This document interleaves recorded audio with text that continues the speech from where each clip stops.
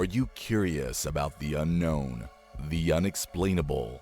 Do you find yourself intrigued by the mysterious and paranormal side of our world? Join us on an adventure into the world of inexplicable discoveries and investigations that may someday give us the final answer as to what may be behind the veil of reality.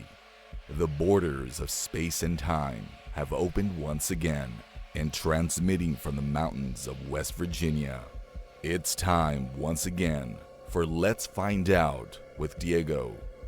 The universe is waiting for you.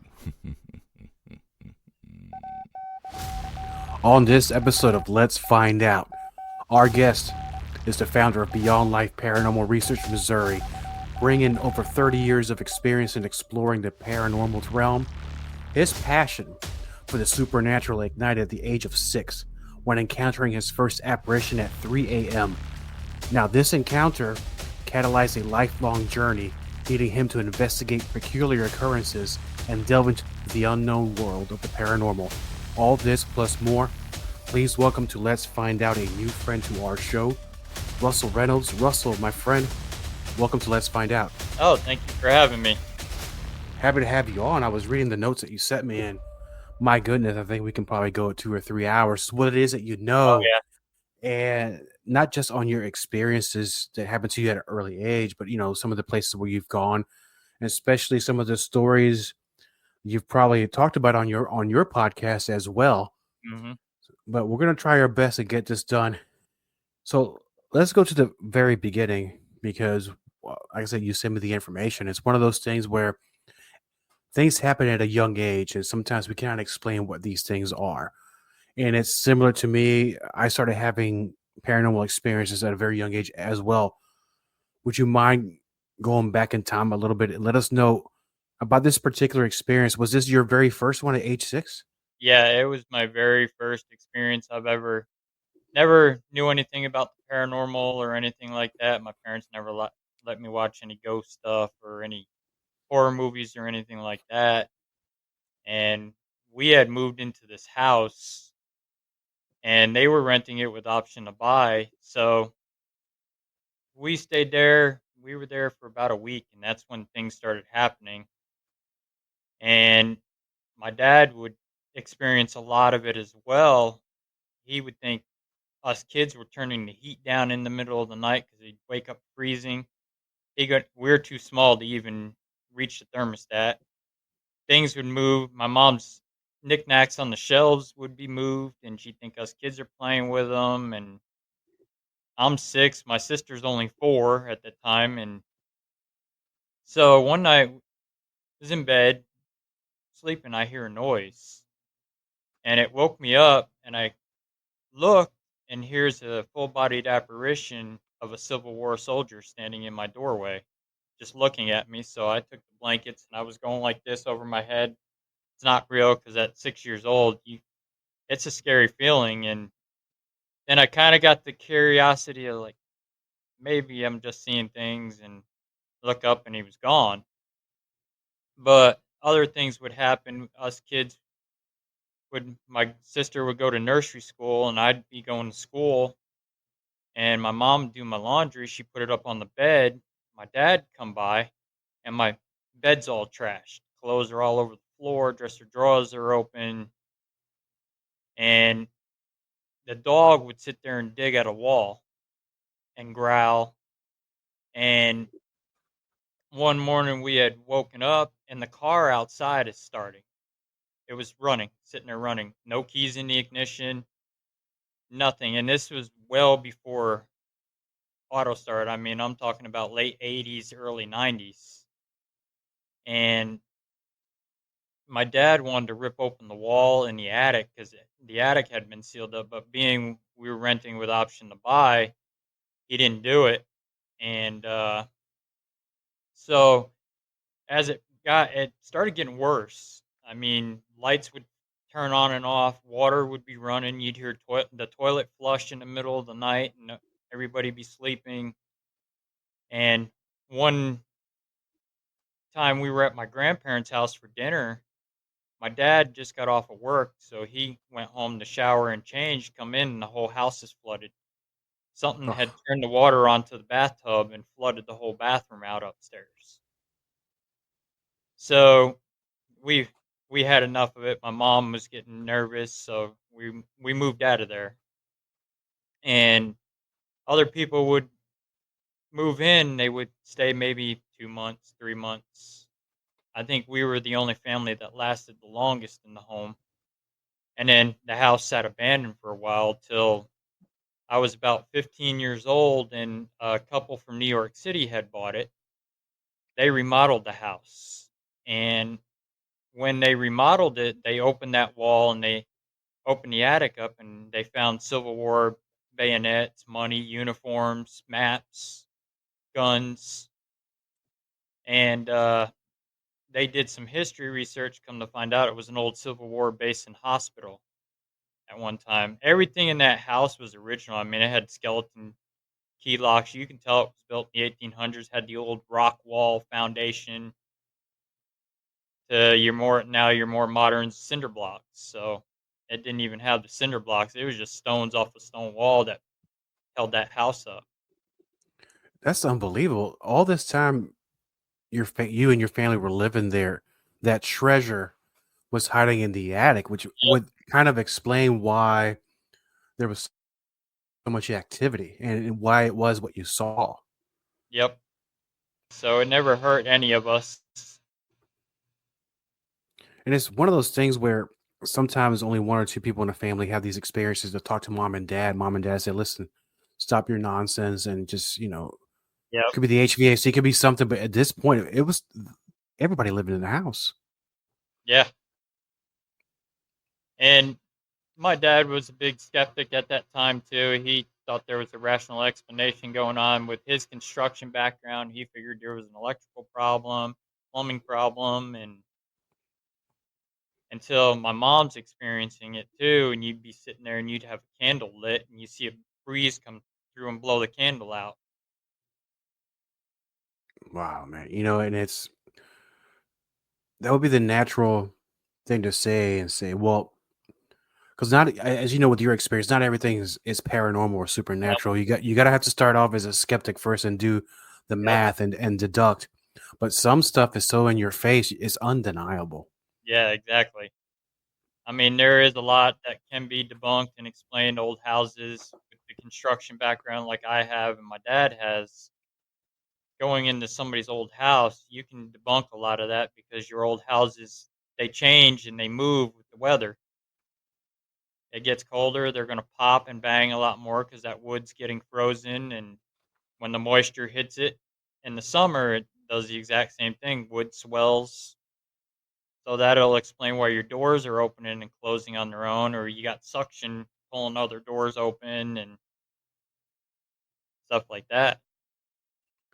Yeah, and on a non-paranormal question, because I'm curious to find out when once this the folks that lived in that house they tore down the wall and found this Civil War treasure there. Were they able to keep it, or did the state take it? Uh, they sent the stuff off to the museum. They came in and took everything to the museum, but the family they kept the house. They lived in there for, I believe, about 10 or 12 years. And That's a pretty good long time, yeah. the house is actually still standing to this day. And to And the best of your knowledge, has there been any more reports of any activity in that house? not that I know of. I think after they took that out, it stopped because they took the energy with it, what's attached to those objects. And with them remodeling and changing everything now, it's not used to that atmosphere. And with everything leaving, it just went with probably with all the stuff because nobody's reported. But I just looked at some recent Google Map photos of the house, and the house sits there and looks like it's abandoned now. And that's a possibility. Now, there's been, and you know this more than anybody else, stories and reports of when people move into a location, a house, or anything like that, where they start doing construction, they start painting, putting walls down, changing floors. Sometimes that tends to upset the Yep. spirits that live in that house. So maybe I know those people maybe lasted there 12 years, but if it's been abandoned, maybe there's something else to that. Because not only was the house changed and remodeled, but the treasure in the home was taken somewhere else. Yep. And I mean, that's a possibility. I mean, there is deaths in that home from being a hospital, so that could be a possibility. I never did check on it. I never did get to meet the owners. So, And during the time, because once you got a little bit older, you you talked about seeing things in neighbors' house. So now, was this during in the same neighborhood, or is this another neighborhood that you moved into? this was another neighborhood that I moved into. I moved out into the country, and my neighbor's house, their son, I used to go up there and stay at their house, and we would see things. His grandmother lived in that house. She died in that house. His grandfather died in there. And that house was actually 1800s old. A man hung himself in the barn, and you see a kid bouncing a ball up against the wall in the middle of the night, or you see this old man walking through the house and at the barn and stuff like that. And I didn't think nothing of it. And then I was talking to a lady that lived down the road from us that used to own that house, and she was telling me about it and the history on it.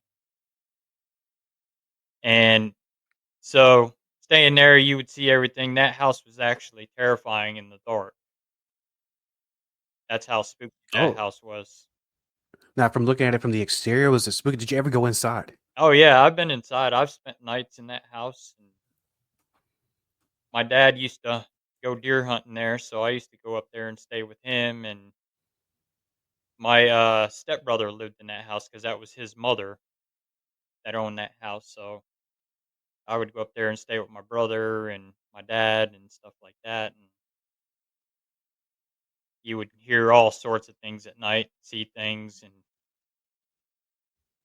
I can remember my brother telling me a story. They had a grate that was through the ceiling so they could get heat to the upstairs from the fireplace. And he happened to be standing there, and he looked up and he seen a face looking down at him.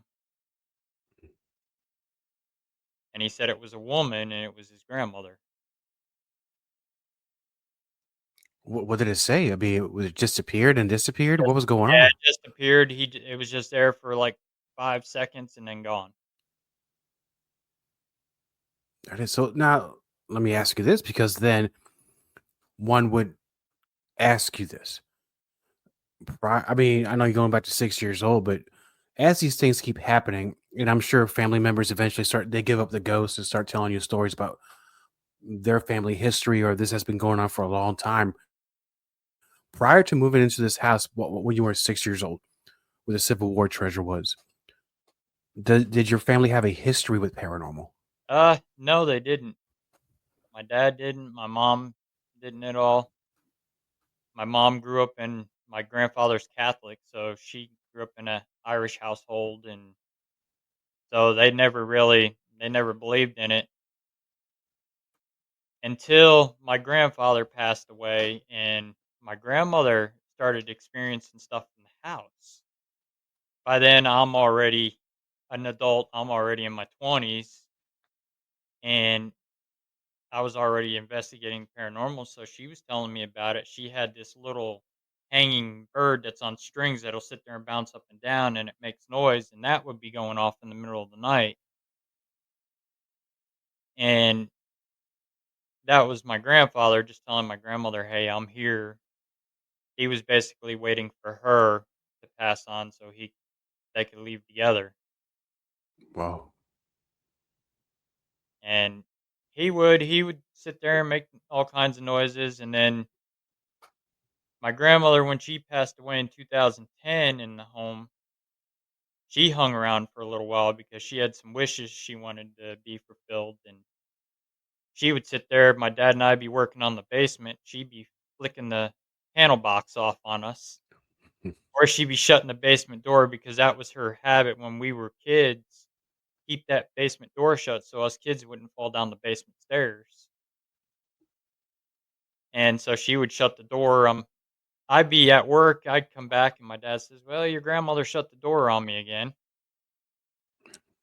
And he would yell at to her to stop doing that, and finally she'd stop. But I mean, I'd be on my way to work, and I'd look, and there's a light on in her house. And I was just there the day before. I didn't leave no lights on. I go in, her bedroom closet lights on, and her alarm clock's going off in her bedroom. So she hung around for probably a couple years, and then she left with my grandfather. They went on their way. And then since then, has there been any more contact?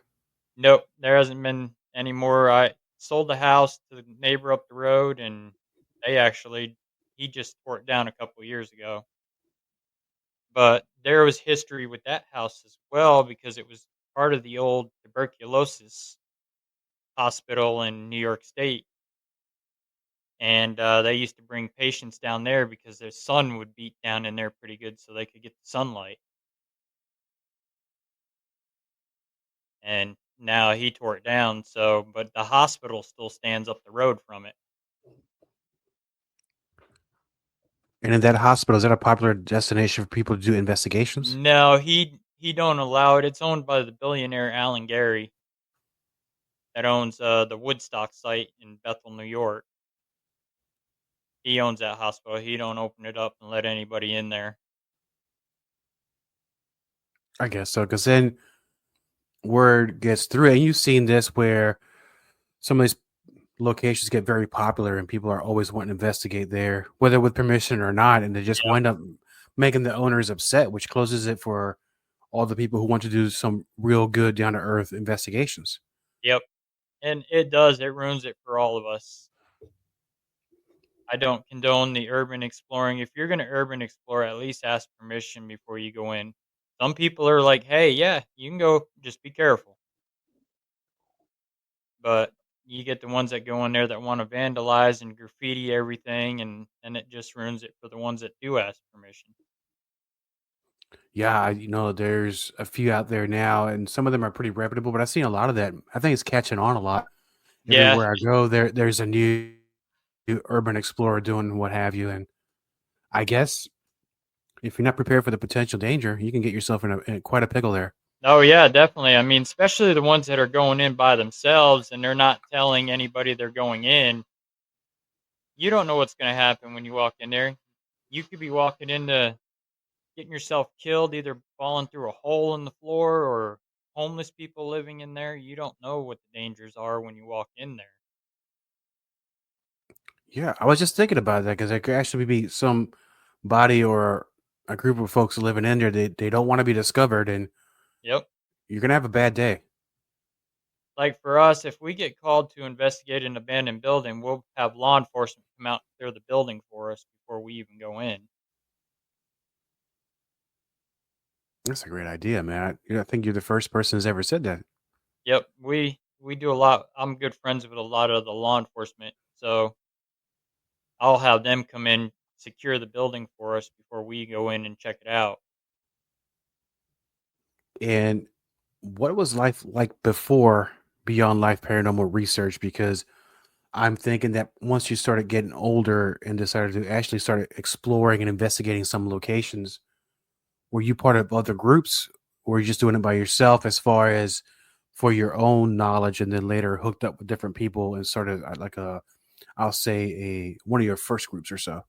Uh, the first one started in New York State. When I got out of high school, a buddy of mine and we would go out and check out cemeteries and haunted areas. I did a few residentials for friends, and I can remember one place we went to. There was an abandoned house that he knew of that was haunted. We didn't go in because we didn't have permission. We didn't want to trespass. So from the road, it's like public, so you can't get in trouble for that. You're not trespassing. So we were there one winter just taking pictures. And I'm hanging out the window, just snap pictures with a digital camera. and we see this black figure come out the front door, slam the door shut, come walking out, disappeared. And my buddy's got his window open on the driver's side, just listening. Also, we had the light shut off, and the car was still running. Well, he hears footsteps alongside of him, and he slams on the gas. And I'm hanging out the window trying to take pictures. I'm like, Oh "What are you my. doing?" He goes, "There was footsteps by the van." I was like, "We're not we're not running from it. We're trying to document it." So we gave him the nickname Rev Run for that.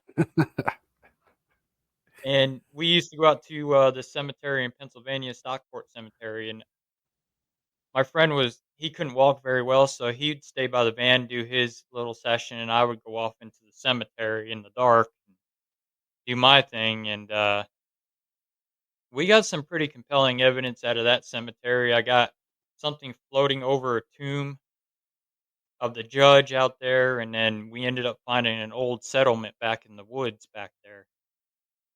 And we're doing some sessions out there, EVP sessions and stuff. And he had bought me just a little EMF detector off of eBay, $15 one. I had a digital camera and a digital recorder, and that's what I started off with. And then as I got the group formed, then I started getting more and more equipment. Yes, it's interesting because I know, just like with anything, because you have a podcast, I have a podcast, or you're investigating, you start off with the basics. Yep. Then things start getting a little more expensive as you go by. You get more experience. You want to buy this or you want to use this device. Yep. Now,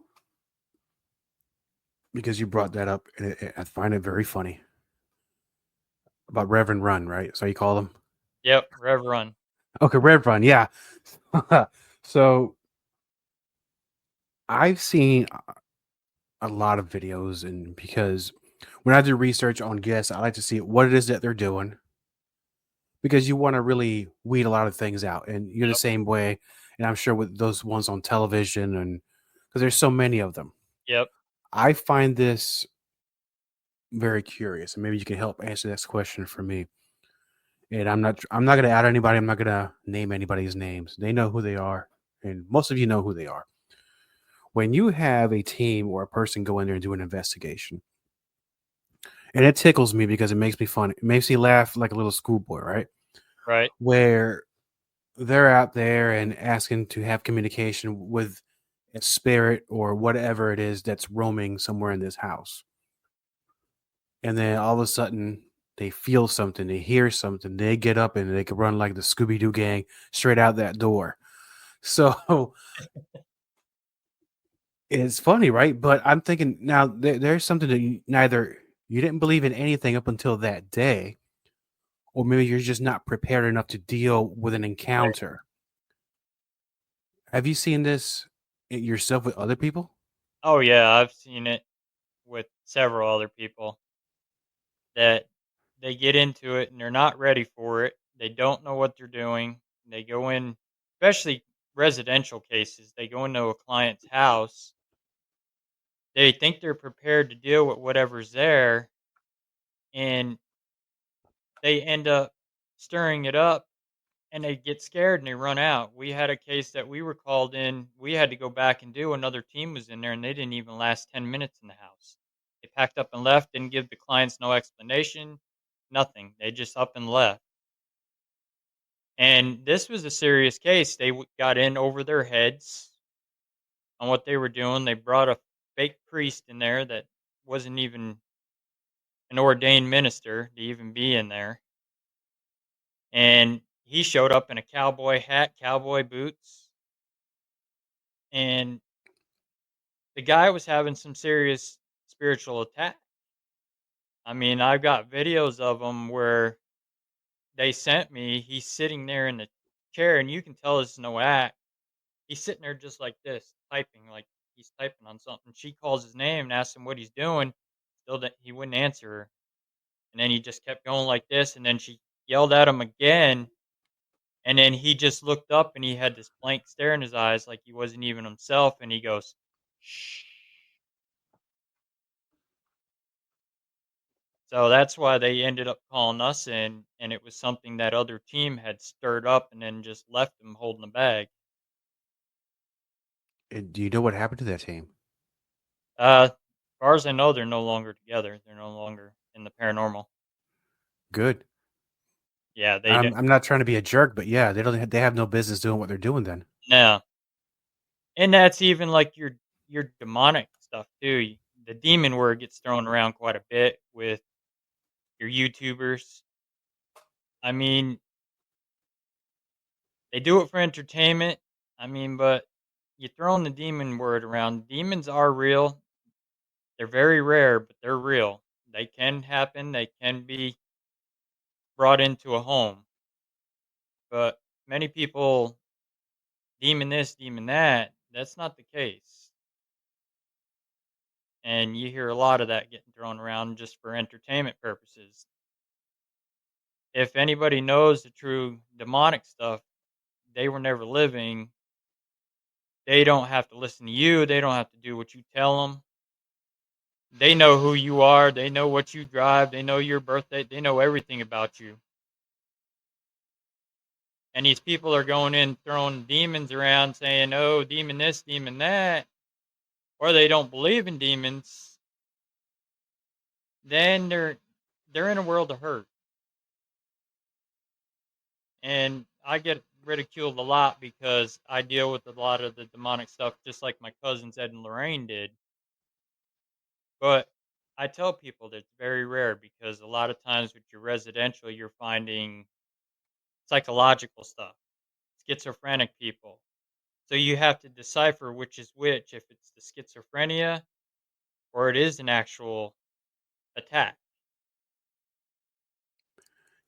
And when we're talking about demons, and I agree with you, I think that gets tossed in there because I think it strikes a lot of interest. Hmm. It's kind of like reading news headlines for the clickbait, Yep. and doggone it, it does work. Yeah, unfortunately. So, and I think most of our listeners, they may know, but can you explain to us what would be the difference? Let's say a run of the mill spirit as compared to a demon, because I know we're talking about demons; these are not entities that were human. Is Yep. my understanding. They were never living. They never walked this earth. They're falling angels. But the difference between a spirit and a demon, when you got a spirit, you're going to feel that cold. It's not going to feel as the heavy presence with a regular spirit. I mean, yeah, you're going to feel them angry. You're going to see them angry because you're trespassing in their space. If they once owned that house, they have somebody new come in. You're going to want to, especially like if somebody breaks in your house, what are you going to want to do? You're going to want to hurt them. You're going to want to get them out of here, out of your space. So that's basically what a regular spirit's trying to do, is trying to scare you to get out of there. And a lot of them, some don't even realize they're dead. They want to communicate with you. Some of them do. Some of them just want to be left alone. I mean, you can get a spirit that act demonic. They'll act like a demonic entity just to scare you. But that's like even when they scratch it. If you get scratched by a spirit, it's going to look like fingernails scratching. With your demonic, if you're getting scratched, it's going to look like 3 razor blades went down your arm or your back. With a demonic, you're going to feel extreme heat, pressure. You're going to feel like you're walking in mud where you can't walk. It's going to be dragging you down. Um, you're also going to smell the rotten smells of sulfur, rotten meat, urine smell is another smell frequent with them. Houses are going to be cluttered. You're going to see roaches. And the demon, when a regular spirit's latching on to somebody, it's just going to morph your face out or anything like that when it's controlling somebody. But a demon is even far worse. They're going to start off with your knocks, your bangs. Then they're going to, when they finally pick their target, which they only pick weak people, the demonic does. And what it's going to do is start wearing you down to the point where you don't want nothing to do with your family. you're not going to want to do anything in life. You're always tired. You're going to feel sick. And that's when you're hitting the oppression stage of it, waking up with bruises, marks. And then when it finally wants to go in for the kill, and that's when you hit the possession stage of it. And you'll start talking different languages. Your eyes are rolling in the back of your head. You'll be talking languages you didn't even know you knew how to talk. With demonic possession, it's not a singular demon, right? Sometimes is it multiple Yeah, inhabiting a person? yeah, it's multiple. They run in what they call legions. You can have a legion of 6. You can have a legion all the way up to 30, and they will wait years in a location. They'll lay in dormant and wait years till they decide they want to go on the attack after somebody. They find your weakest link. If you've got past trauma between, if you were, say, as a kid, you were abused, you were raped, got a history of drugs and alcohol that makes your body weak because your body can't fight that temptation. So, especially schizophrenic people, they're the perfect targets. Kids, because they're innocent and weak, and with that disability, that's what they feed on. So that's why they start attacking people. And possession is not a fun thing. I've seen it. I've dealt with a partial possession case. That was my very first demonic case I did with my team, and it was bad. I mean, this person, we went there to interview this person, and I can't give names because client confidentiality and stuff. Of course, yeah. We went there to interview, and I have forms that my clients fill out, permission forms, questionnaires, stuff like that. Well, I had this client filling this form out, and it wasn't this client writing. It was something controlling that person to do it. And so we looked around the house. We came back that weekend with the rest of the team. We come in. I wanted the client and their family to leave the house so we can see if it's the actual house itself or it's the client. And we went downstairs. I was showing the team the closet. There was a noose hanging in the closet. And the client come down with us, and she ended up, as soon as I opened that door, it was just like a switch just flipped. Ran upstairs. Daughter goes, "I love you, Mom." She goes, runs out the door. She wanted to kill her husband. Her husband's a very nice guy. EMT, firefighter. The man's a hard worker, and she didn't want nothing to do with him. She hated that man. She was going to kill him. She didn't want nothing to do with her kids either. And the husband, when she ran out, the husband says, "You got to help my family." I said, "You got my word. We're going to do everything in our power to help your family." And we went out after her, and my one member was holding her hands like this. She was going, "It's mine. I don't want it to leave." And her eyes started rolling in the back of her head, and an upside down cross appears on her neck. And so it took about a matter of 6 months to get that place back on track. And we had to do it with the family's help. They had to be there for their mom and to help her out. And they go to church now, so she's back to normal. We're like family. We go over there for dinner, and they invite us over on holidays, and we were able to save her marriage and her family. With cases like that, these are not easy things. As you can't just cast out a demon willy nilly Nope. and call it a day. Depending on which faith you follow, I don't know. So it's not important. So two come to mind. One would be Catholicism, where the priest, I would reckon, has to go through and get permission from the actual, I think, either the Vatican or Yeah, the diocese office. right. And then there's the other ones where a little more loose on the rules because Protestants like me, we're a little loose on the rules sometimes, and sometimes an on fire preacher will come in, a pastor, and it's either way, it's going to be a long night. Yep. How do you prepare yourself in a case like that? I don't know if you had multiple cases like that, but how would somebody prepare themselves if they find themselves in a situation like that? What kind of weapons would they bring with them? And I'm talking about spiritual weapons, not physical. Uh, Main thing is your faith. You have to have a strong faith, a strong will and mindset.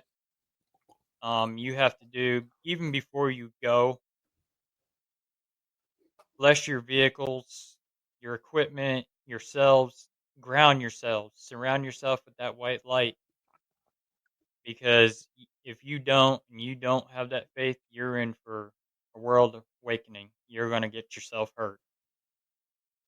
And mentally, you have to be there. You can't have that weak mindset. You got to be strong to deal with something like that because they will fight you tooth and nail to get him out of that house. And sage does not work on your demonic.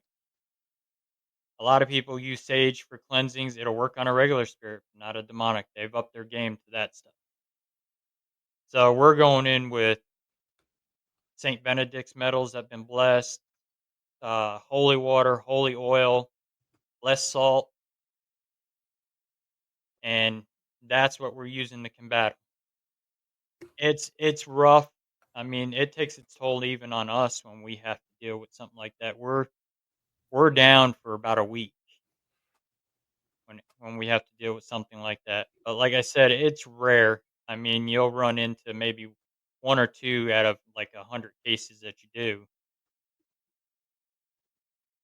And it's good that it's rare because I would imagine having a career strictly dealing with demonic. I mean, I don't know how you would live a long life, seeing that it would just beat Yeah, you to hell.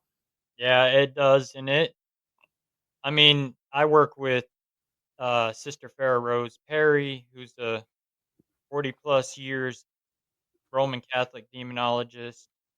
She is actually my mentor in it. She works for the diocese office in Springfield, Missouri, dealing in assists and exorcism. So if it gets too bad to where we need that, I usually just turn it over to them and then they take over from there.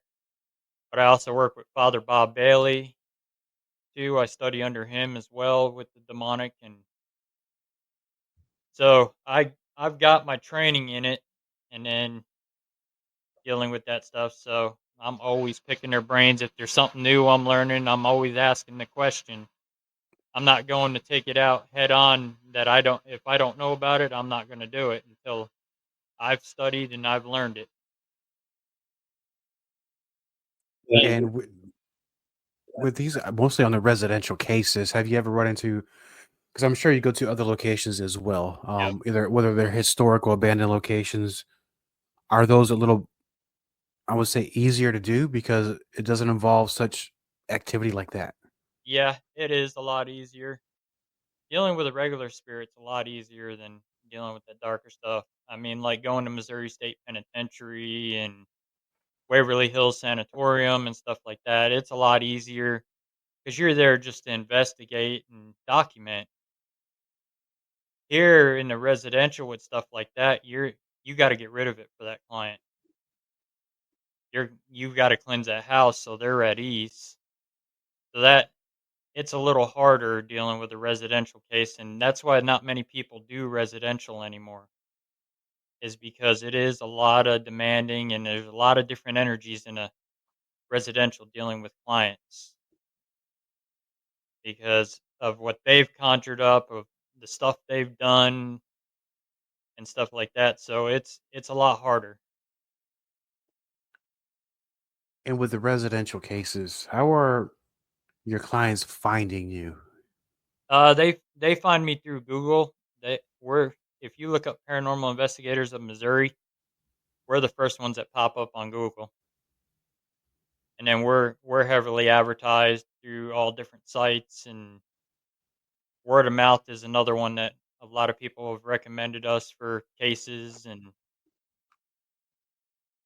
we've had people in Las Vegas recommend us for cases. Wow. Now, is Missouri known a lot for paranormal history? Because Oh I yeah, know cryptids are one thing, but we're talking paranormal. Sometimes a little different. oh yeah. There's a lot of history here in Missouri. We've had Civil War battles. We've got, of course, Missouri State Penitentiary, the bloodiest 47 acres in Missouri. You've got the Osage Indians that ran massacres up and down through here. We've got history of the Comanches and Cherokees coming through Missouri. You've got the Mormon massacres that happened out here that were a pretty big deal, and Jesse James, all the outlaws and stuff. Jesse James is another big one through here. A lot of his, couple of his gang members got killed in Gallatin, Missouri here. So, Now, was that massacre at the Meadows, or was that in another state? that was the one where they robbed a bank in Gallatin, Missouri. They set up an ambush and they were waiting for him, and they actually captured Frank. They had Frank in a jail cell out in the courthouse yard. And then Warrensburg, Missouri is another big one. They've got a courthouse down there where a judge was shot coming down the steps. So it's got its history. It's also got its darker history stuff. I mean, it's got its history of skinwalkers, not just your cryptids. People are starting to report now Dogman is here in Missouri. They're starting Yes. to, my buddy Carter Burchart, the Bigfoot researcher here in Missouri, is getting calls now for Dogman. Yeah, that seems to be on the rise now. Dogman sightings. We've also, and I mentioned it on other shows, on other episodes on this podcast, where I think in Virginia, not too far from where I'm at, a lot of sightings with werewolves or also dogmen as well. I don't know what's going on out there. Maybe we're living in the times where these things are going to start happening more and more now. Where maybe humanity has run out of time and they want to reclaim what's supposedly theirs. I don't know. I'm throwing it out there. But now, fast forwarding to now, because I mean, you've been doing this now. You said 30 years. That's a pretty long time to know what it is, what's going on, how to do it safely, and of course, what you should not do. So, not only are you out there doing the investigations and you're doing the research, and that takes a big bulk of your time, but now you also have a podcast. Yep. And for the listeners, let's find out that want to know more about your podcast. So we'll talk about that. What is the name of your podcast, and what have you covered so far? It's Beyond Life Paranormal podcast on the Supernatural Inc. network. It airs every Saturday night at 8 p.m. Central. And we talk everything from paranormal, demonologists. I've had priests on there that do exorcisms. We do a little bit of cryptids. There's a few shows I've talked about, a few cryptids in West Virginia and Tennessee. I've covered the feral people of the Smoky Mountains. And I just did an episode on the Screaming Woman of the Woods in West Virginia. Yeah, Screaming Jenny, right? Yep, Screaming Jenny. Oh yeah, yeah. And then those feral people. It starts with an M, and every time I say it, I feel bad because it sounds terrible. Was it Manunchin? What is that word? Supposedly they live in the mines out there in Tennessee, and they escaped the war, so they hid in the mine shafts, and they became feral and cannibals. They were killing anybody that comes in there. People are going missing left and right between the Appalachian Mountains and the Smoky Mountains, and That might so explain a lot. With what is that cat's name? That's with the missing 411 series. oh And, yeah, because people just up and disappeared, and they find them somewhere else, and interesting locations. But that's a whole different show. And I might have butchered the name of the people I was talking about, those feral people or the wild people, and I'll get the hate mail. I'll deal with it. But it's been my experience so far, and there's been some shows where some people have shared some stories that I've never released because It was really just that messed up. And some stories I'll never forget. Now, on your show, and you don't have to mention their names, of course, has there been a one story or two that you're kind of like, you're just sitting there in awe because once you think you've heard everything, you have not? Oh yeah, it's I've had several on. Last night, my guest Bill Hall, that wrote the book on the Lindley Street house in Bridgeport, Connecticut, which was a big famous case that my cousins Ed and Lorraine Warren did. That one kind of left me in awe with the poltergeist and stuff like that. I mean, also the haunting in Connecticut case. Just hearing the story that my cousin John Zaffis, what he experienced that night, that made him actually pack up and leave and not talk to anybody for a while because of it. Those are kind of like the ones that when he talked about that story that kind of left me like, wow, because I've never had something to where it spooked me that bad that I've up and left the location. So to figure what he's seeing, especially being taught by the legends Ed and Lorraine Warren, working with them, to experience something like that and then just up and leave and not talk to his aunt and uncle or anybody about it and just kept it inside. That's something amazing and something hard to do. Now, being related to that, to the Warrens, if you don't mind me asking the question, I'm not trying to be I don't mind. a wise ass or anything, but have you ever had are there any unfair expectations out of you being related to the family on some? So I'll bring in an example and say, well, that's not how they would do it, or you know, maybe they question you being related to them because sometimes there's a lot of haters out there Oh, that you yeah. just hate watch. So have you come in contact with any of that or dealt with any of that? Uh, a little bit. I mean, we've been accused of being called ego fueled, that we chase our friends and family and show off for our friends and family, and we don't. I mean, it's not like we knew we were related to Ed and Lorraine our whole life. We only found out about 5 years ago now when I was doing genealogy and I found a cousin in Florida, and her and I were working together, putting the pieces together, and come to find out I'm related to them through my dad's side of the family. And I ended up finding out I'm also related to the Johnson brothers as well. But most of the stuff I did on my own. I mean, the group, I formed it with the help of Rob Dermarest from Ghost Hunters International back in 2006. Was a branch in New York State that started, and Rob and Florida Ghost Team, they actually helped me get started. They talked to me about how running a group and what I need to do and the historical researches and all that stuff. And the funny story is with Rob, how I got in contact with Rob was I was a DJ back then also, and he was like, "Hey, can you make me a mixtape for when I go overseas for the film GHI?" And I was like, "Yeah, sure, no problem." And he's like, "And for that same token, in my favor, I'll help you get started in the paranormal field. I know you're wanting to get a group running." And I was like, "Yeah, I mean, I've been doing it since 13. About time now that I start learning how to run my own group and get a team together." And so it went on from there. And about 2012, I moved to Missouri and started this branch of it. And the other one ran for about 5 or 6 years till the person that was running it, she came down with some medical issues. She couldn't do it anymore. So I just shut that one down, and this one's been running.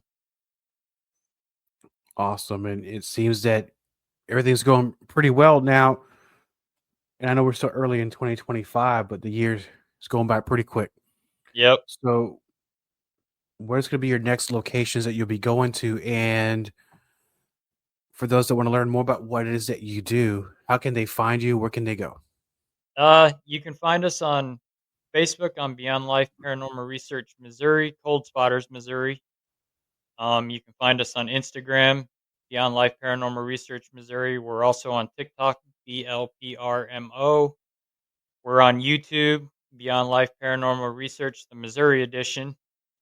You can find us on Supernatural Inc., also, which is owned by KD Stafford and Katie Stafford.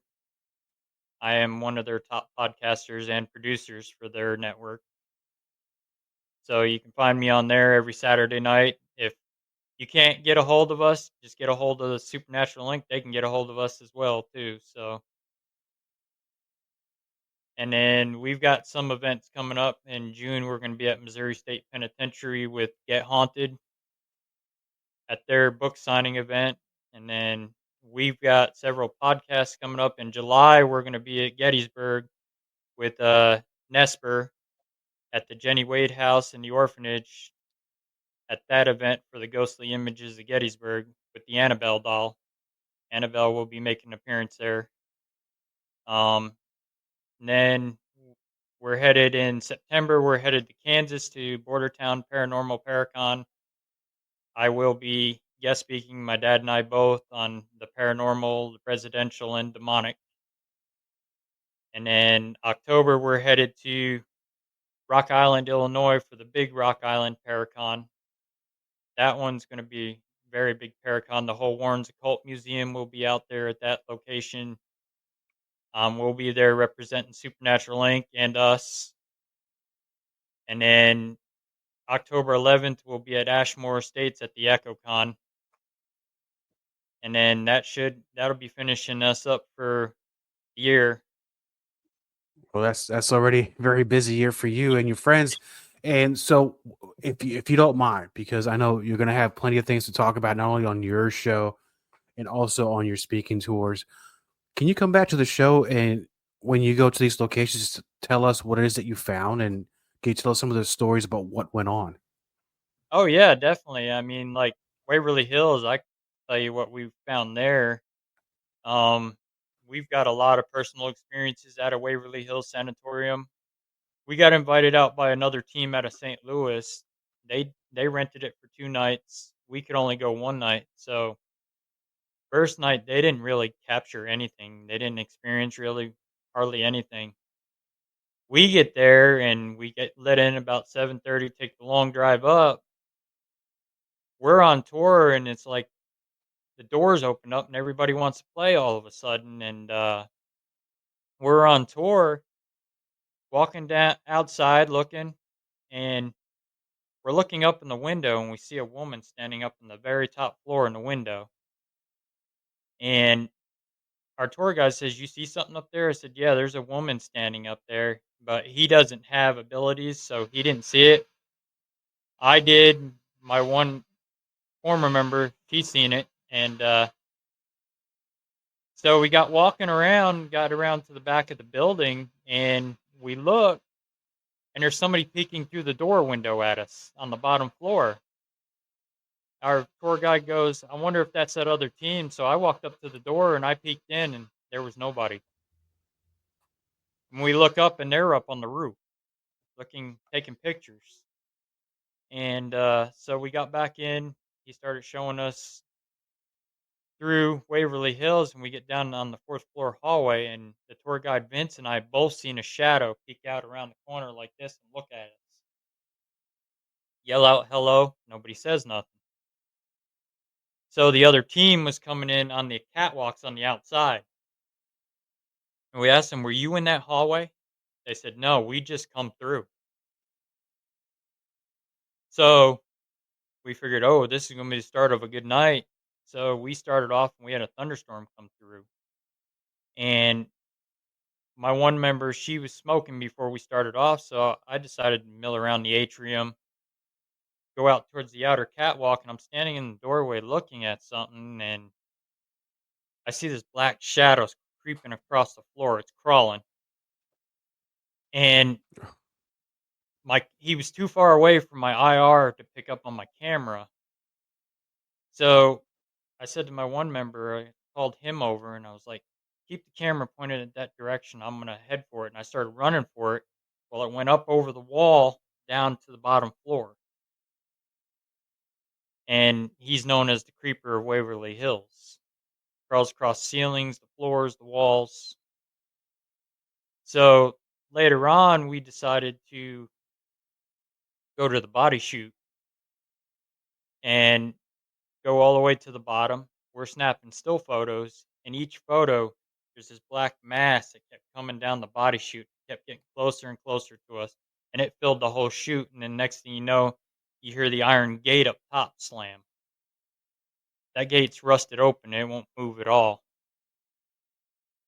And so we went back up. We headed up to the fourth floor to the surgery room. So our tour guide had told us during the tour that he did a Estes session for a group of people that were there, and he laid on the table. His leg got lifted up while he was doing that. So I was like, all right, we're going to, our main thing was we were going to try to debunk this and see. And so I was like, we're going to do a little role playing here. I'm going to play like I'm sick. You wheel me under the surgery light. And you start yelling for a doctor, and I started playing like I was coughing and carrying on, and he was yelling, we need a doctor in here. This man's sick. And we had a motion light sitting in the doorway, and motion light kicks on. Then I hear a noise, and I go to sit up, and I could not move. I was being restrained to the table. And you could feel like somebody's just pressing right here against your chest. My arms wouldn't move. My legs wouldn't move. And then we hear two loud female screams right outside the door. And I said to him, text that other team, find out where they're at, because they had females with them as well. So we figured maybe they got scared or something. They were up on the 5th floor out on the roof doing an Estes method on the total opposite end of the building. Interesting. And so we started walking back, and my one member and I both seen this figure about 5 foot tall comes running straight at us, blows right in between us enough you could feel the cold breeze when it comes past us, and we both look at each other like, what the hell was that? And then look back, and it was gone. It disappeared. The other team come in behind us, asked, did you see anything come running down that hallway? They never saw it.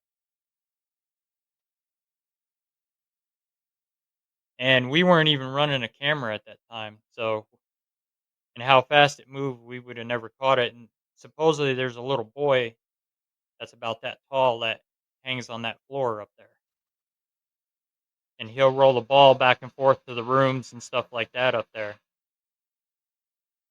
But even down on the first floor, when we did a spirit box session down there with the other team, we had a K2 meter, millimeter with REM pod, and another K2 meter.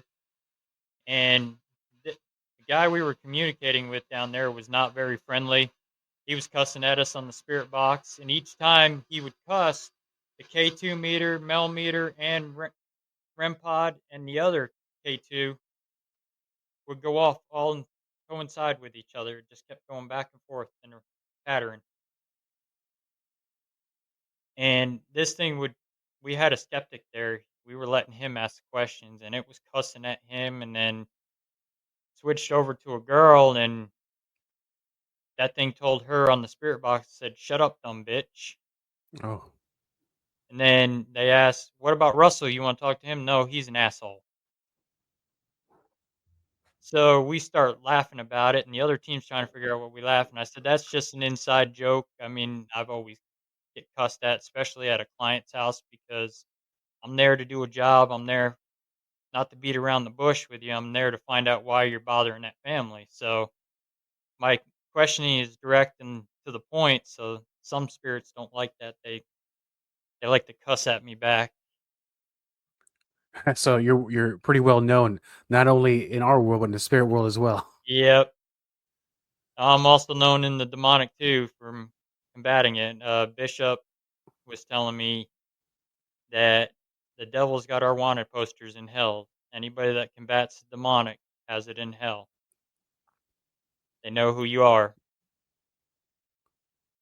That's 100% true, man. So, with that location we were just talking about, so there's probably been plenty of investigators have gone there, but these Oh things yeah, just they refuse to leave. They're not one of the ones that want to cross. They just want to stay no. there and just cause a ruckus. Yep, that and they don't. The staff don't allow it. The owners, they will not allow you to cross any spirits over. They don't allow you to bring any cleansing materials in. None of that. They see you with it, they will kick you out. Same with Missouri State. They don't allow that either. Because a lot of those places, that's your moneymaker. They got these people coming there to investigate all these hauntings. And like Missouri State, it changes every time when you're investigating there. You'll experience something different. It's not the same thing every time. I mean, some one investigation we did there, the first one I walked out, it looked like someone had taken a cigarette, pushed it against my arm. I had a bruise. It looked like a cigarette burn bruise. And we've had people get grabbed in there on an investigation. The dungeon, there was never any women down in the dungeon, and you'll hear a woman yell hello down in the dungeon down there. Um, Solitary, you'll hear doors slamming, and you'll be staring directly at the cell doors, and every one of them are open. And you'll be hearing them slamming. Now, saying all that, is it perhaps that they know you, that Russell's there, and then maybe they a little more active when you and people from your team are investigating? Yeah, I mean that is true. We were at an event last year, the Devil on the Run tour, when Nesper was out there, and they brought some of the Warren's Occult Museum, and it was the Get Haunted event, and we were traveling around from different groups. We were down in 3D with Next of Kin Paranormal, Joe and Dom, who are very good friends of mine, and we were doing the human pendulum down there. And this is the first time I've ever seen the human pendulum done that anybody's ever done it. And because you don't do that in a residential case, you don't want to be doing stuff like that in front of a client or anything like that because they think you're doing some voodoo or witchcraft or some kind of Right. stuff. So we started doing that, and they started communicating with a woman. And Joe was asking names, everybody's name, who you want to talk to, and I was standing next to Joe, and he goes, "Do you want to talk to Russell?" Falls forward to yes.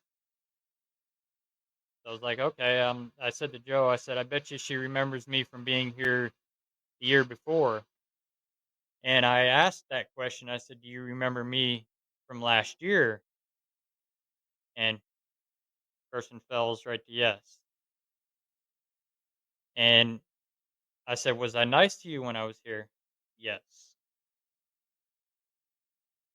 And I was like, do you want to talk to anybody else? Backed up to no. Didn't want to talk to nobody else but me. And I told it, I said, when we go on free roam, I'll come back down here and I'll sit and talk with you. But we had a whole group. There's probably like 20 of us down there. So, and we had to give everybody else a chance. But they did get a picture of her. The one lady that was with us in our group, we asked, "Can we take a picture of you standing next to her?" She stood in front of the cell door, and they took a picture. She showed up inside the cell, right up against the bars, right next to her. And then we kept seeing this shadow kept darting back and forth on the upper hallway because Dom kept running up there. I was like, Dom, stay still. Don't run up there at it because you're just going to chase it away. So we started letting the other ones start doing their thing. They were doing dowsing rods. And so myself and two of the others from my group and Dom, we went up in that upper hallway because we had equipment set up. They had equipment set up there. So we're sitting there. And Dom comes up, and Dom's getting ready to run again. I was like, Dom, no, just stay here. Just watch it. They keep speaking around at us. Don't run up there at it. I know you want to chase it, but don't, because you're just going to chase it away. Just let it keep doing its thing. You've got a camera on it, so you'll get it on film. If you start chasing it, you're going to chase it away and you're not going to see it again. And it stayed there for a good 20 to 30 minutes just watching us. And then we switched out and we went on free roam for a little bit. And we went up to the women's part of the prison again and with the group. And we were up there and we were doing a first EVP session. And the other person was using necrophonic. She went in the cell with it, and we went over on the other side, and we were actually picking up two of the same. On the burst EVP session is the same that the necrophonic was putting out. And we were picking up a woman who had an affair with a guard there, and the guard didn't want her to say anything. He threatened to kill her if she said anything, and she couldn't take it anymore and went over the balcony. And she was pregnant by him. And so we were getting ready to leave, go back downstairs, and we're waiting for the rest of the group. And I see this shadow peek out from the bottom of the cell block in the women's part, look at us, dart back in. So a few of us, we head down there to see if we can catch it. And they had an SLS camera on a tripod there. I don't know if they had it on or not, if they did catch her coming down through there, but it peeked around at us and then just disappeared. So we went after that. We were on free reign. We could go anywhere we wanted in the prison. So we went and did some spirit box sessions with the Nesper's shadow doll, and that was an intense one, doing the session with the shadow doll, because she's one of their most dangerous ones besides Annabelle. She shut down a whole power grid in West Monroe, Connecticut, just as soon as Dan opened the case. Wow.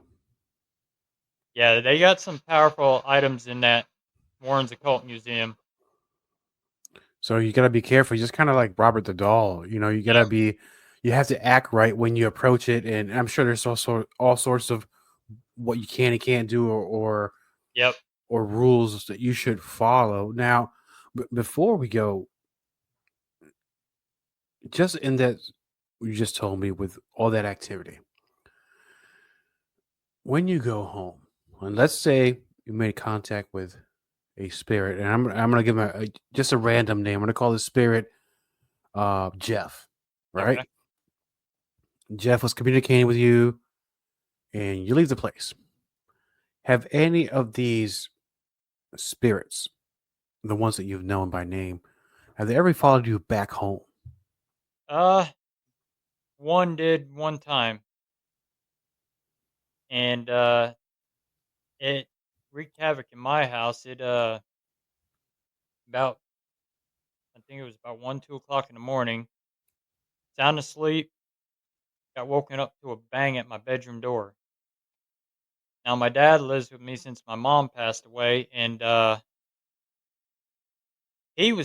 thought he was playing a joke on me or something, and I got up, come out. He sound asleep. He heard me up, and he goes, "What's going on?" I said, "Something just hit my bedroom door." And I look, and it was one of my dog's toys. And my dad says, "I told you there's something in this house." So I got forceful with my words, and I said, "Look, wherever you came from, you better go back to where you came from, or I'm cleansing this whole house out, and you will not be here." After that, it just stopped. So we take a lot of precautions. We cleanse ourselves. We'll stop down the road from a client's house after we cleanse a client's house. We'll stop down the road and cleanse the car, the equipment, ourselves. We'll bless the tires too. We'll cleanse the tires too, because they can attach to the tires. And because we don't want to do that at the client's house, because they're going to wonder what we're doing. Especially now that they're happy they got their house back.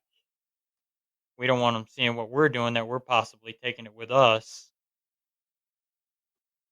Right. And that's being respectful not only to property owners, but to at least not make them worry, like you said. What are they doing? And they don't have to worry about all of you going home with anything attached to you. And like I said earlier, there's so many stories we can cover. I'd love to have you back. Yep, definitely. Thank you for being on the show, my friend. Copyright Diego the Podcaster. All content for Let's Find Out is the property of Diego the Podcaster and is served directly from our servers with no modification, redirects, or rehosting. All celebrity impersonators are paid performers. The impersonated celebrities do not endorse or promote any views or opinions expressed by our guests, Diego the Podcaster, or Let's Find Out. The information shared on Let's Find Out with Diego is provided on an as-is basis, with no guarantees of completeness, accuracy, usefulness, or timeliness.